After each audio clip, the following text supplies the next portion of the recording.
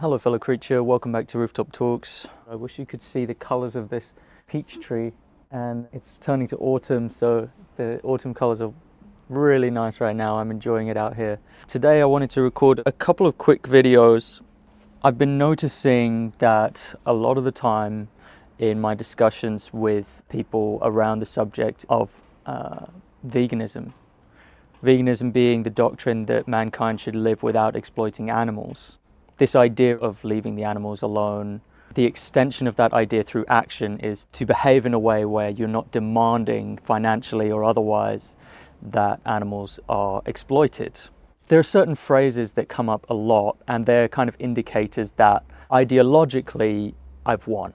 Like ideologically they've got nothing left in the tank. Often they'll start by giving me some probing questions and asking. They might try and look for hypocrisy, ask me what phone I use, and ask if I support child labor and blah blah blah, just some random distractions. And I'm ready for those questions. Unless I'm really preoccupied with something, and my mind is elsewhere, I'll probably be ready to meet those questions and demonstrate that I've thought about it and that there's no hypocrisy there in the vegan idea. These phrases start coming out, which are basically to say, okay, you're someone who's thought about this a lot. I haven't thought about this at all. You've won.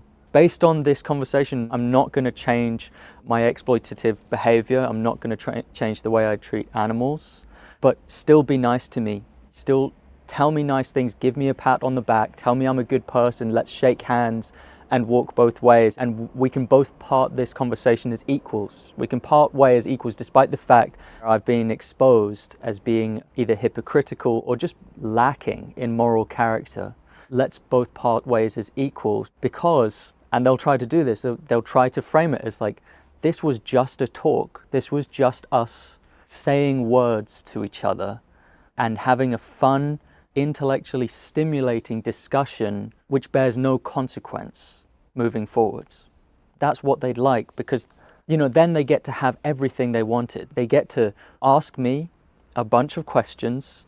They get to have as many attempts as they want to try and find some kind of chink in the armor of a vegan, of a peaceful vegan who's trying their best to do right by the animals.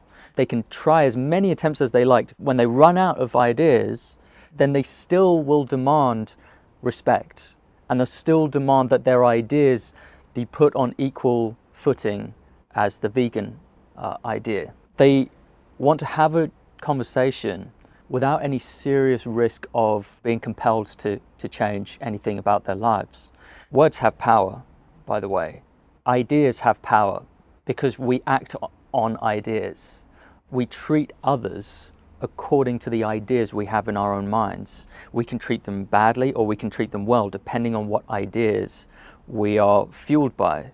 Ideas are the foundations upon which we base many of our behaviors as moral agents. So I don't buy that for a moment, that a discussion is just a discussion and it stays as a discussion.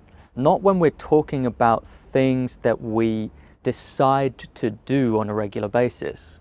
Like that day, we could be at a restaurant and you will decide based on the menu items there whether or not to reward an act of animal abuse, okay? You can do that based on which option you choose on the menu, based on whether it's a vegan option or whether it's not a vegan option. That is a choice of whether to financially reward and perpetuate the activity of animal exploitation. And many times we have these discussions at the dinner table, because that's where people talk, not because that's where we want to make people feel uncomfortable, but because that's where people talk. Words have power, ideas have power. We act upon our ideas, and those ideas manifest tangibly in the quality of the lives of others, the lives of sensitive beings who, just like the pigeon that landed up on that roof, how I interact with the pigeon, or whether or not I interact with the pigeon at all, affects the pigeon, not me, the pigeon, right? That creature has a brain like me. That creature has eyes like me, is seeing the world, is experiencing the world. Right? We do not live in a vacuum. So the way we behave affects others, and our ideas affect the way we behave. Okay, I've established that enough.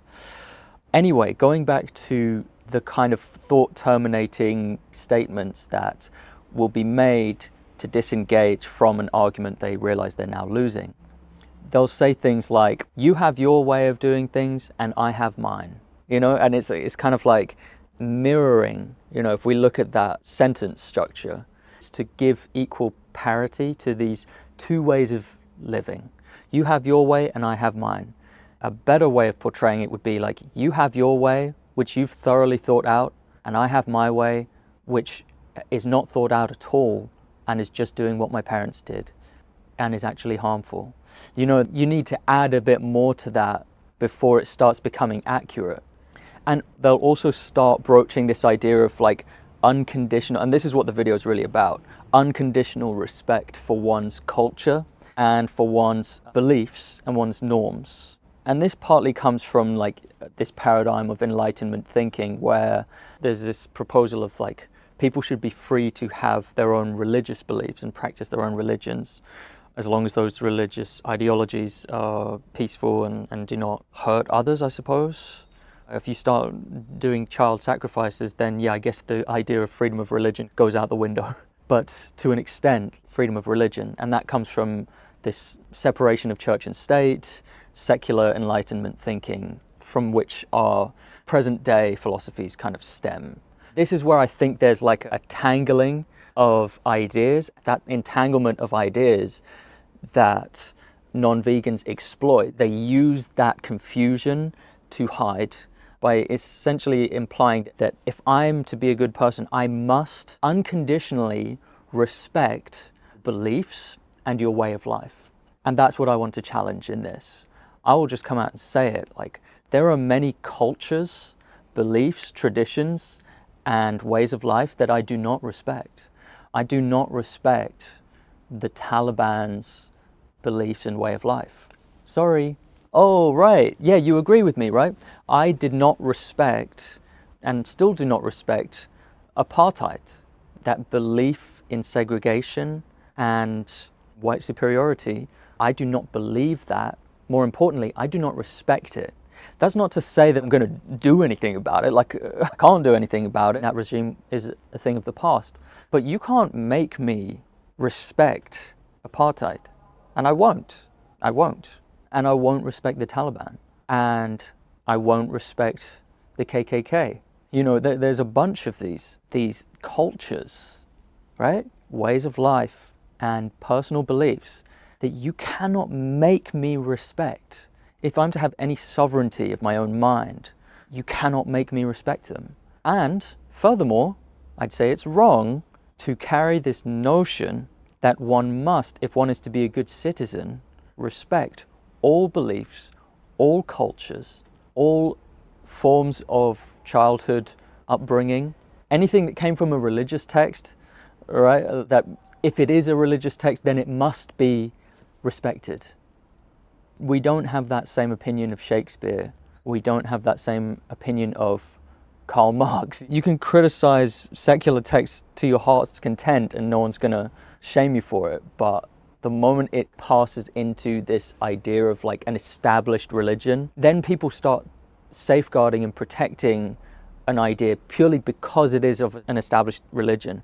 And this is where I find Mormonism and Jehovah's Witness and Scientology really interesting, because Scientology is big enough to be an organized religion, and it's almost an established religion, which is where you see this idea coming into conflict. Must we respect these batshit crazy ideas that Scientology holds because it's large enough to be an established religion? It's at these areas, these checkpoints in the borders between established religion and non-established religions or cults, where you start to become aware of society's unconditional respect for established doctrine, established religion, and this demand that you must respect it, you know? And again, when I say that I don't respect some of these things, doesn't mean I'm gonna act out, just in case anyone wants to try and like label me as something I'm not, because I know that many people will find this threatening, that they are not entitled to unconditional love and respect by me and other critical thinkers. But I come across this, at the end of discussions where I've held my own, where I've successfully defended this like wacky proposal that we shouldn't abuse animals and we shouldn't exploit animals and we shouldn't pay for others to exploit animals. It's at the end of these discussions where I start to see that demand of like, because I am a person with a half-baked idea, you must part ways from this conversation with respect for my ignorant, bigoted belief of my superiority over peaceful creatures and my right to terrorize non-human animals. I had a guy a couple weeks ago with his hand held out to me and he just wouldn't put his hand away. He just demanded over and over again that I shake his fucking hand. But to me, a handshake is conditional. He was arguing in bad faith. He came over to me. It was very clear to me that he initiated the conversation and wasted my time by trying to demoralize myself from helping animals and trying to make the world a better place.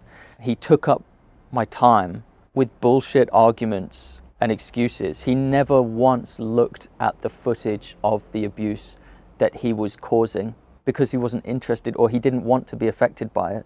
He just wanted to waste my time. And then he demanded that I shake his hand.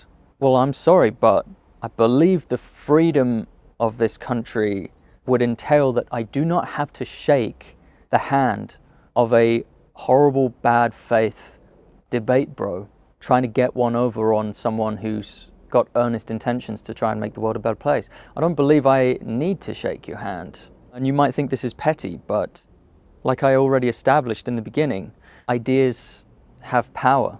Ideas have real consequences in the real world.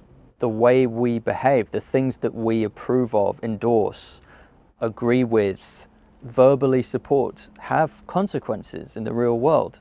That's not to say that I can perfectly control what happens, the way people interpret my gestures like a handshake or the way that people interpret my words. But why should I be compelled to respect a bigoted opinion? And isn't that a self-defeating idea? That you must respect any opinion no matter how batshit crazy it is. And you must honor it with pleasantries.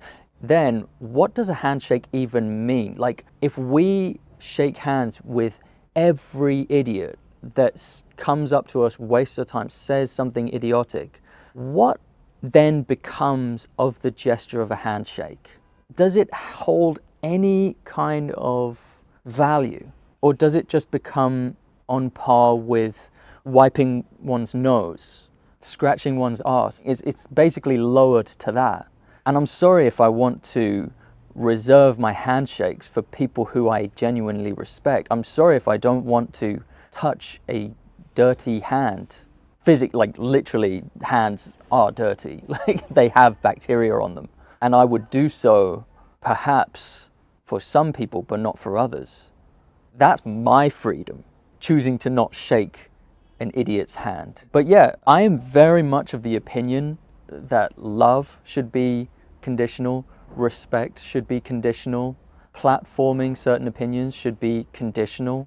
And that's all I've here to say, really. Hope you enjoyed, hope you got something out of it. I'll see you in the next one. Some animals are a bit more cautious when it comes to human beings. They will be scared at first, and it will take some time getting used to each other, but they always end up coming and seeing what singing is all about. I get to meet some amazing animals, and I feel like we share something. We share a special moment and connection. It's pretty amazing. The best audience there is,